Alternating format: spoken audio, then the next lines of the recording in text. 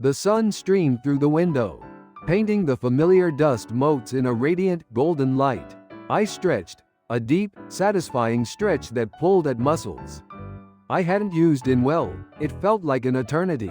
My old apartment, the chipped paint on the walls, a testament to countless forgotten years. The worn-out couch, its springs whispering stories of past comfort. The faint, lingering smell of stale coffee. It was all here, a comforting tableau of the past. A wave of profound relief washed over me, a tidal surge of gratitude. It had been a nightmare, a twisted, terrifying game, a descent into the deepest recesses of fear. But it was over. I was back, safely ensconced within the boundaries of my former life. It was all a dream, a figment of a frazzled mind. I swung my legs over the side of the bed, the old springs droning in protest, a symphony of forgotten sounds. Sunlight, warm and inviting, caressed my skin. I padded over to the kitchen, the floorboards creaking softly under my weight with each step. The apartment was exactly as I remembered it, a perfectly preserved echo of a time that felt both distant and intimately close. The little things, those seemingly insignificant details. The faded, slightly askew poster on the fridge, a nostalgic relic of a bygone era, and the slightly crooked picture frame. A visual imperfection that somehow filled me with a strange, inexplicable sense of peace. I poured myself a glass of water, the cool liquid, a welcome relief, sliding down my parched throat. It felt real, undeniably so. So undeniably real.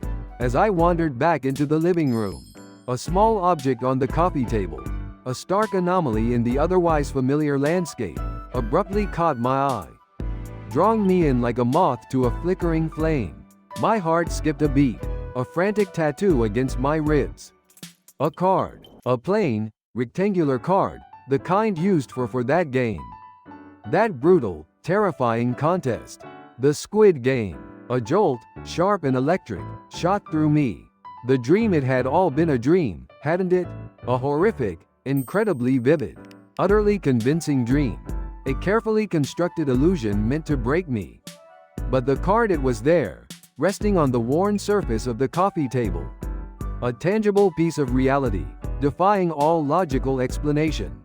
Solid, real. I reached out, my fingers trembling with a mixture of disbelief and a growing, suffocating dread, and gingerly picked it up, my hand, feeling strangely heavy, as if weighed down by an invisible force. The familiar, nightmarish symbols, the chillingly simple circle, the foreboding triangle, the omnipresent square, they stared back at me, accusing and unforgiving. This couldn't be happening. This couldn't possibly be real. It was a cruel joke, a cosmic prank. I squeezed my eyes shut, willing it to dissolve into nothingness, to vanish. Like a phantom at the first hint of sunlight. When I opened them, the card was still there, unchanged, an unrelenting harbinger of what was to come.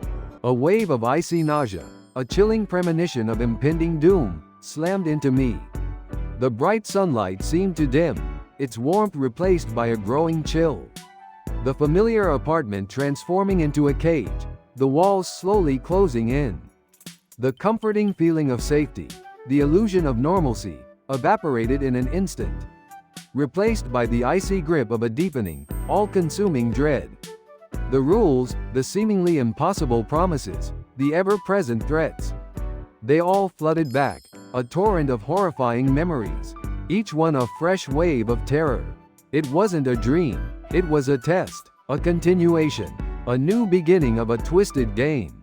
And I had a sinking, gut-wrenching feeling that I already knew, with dreadful certainty, what the next round would be, a new test of my survival.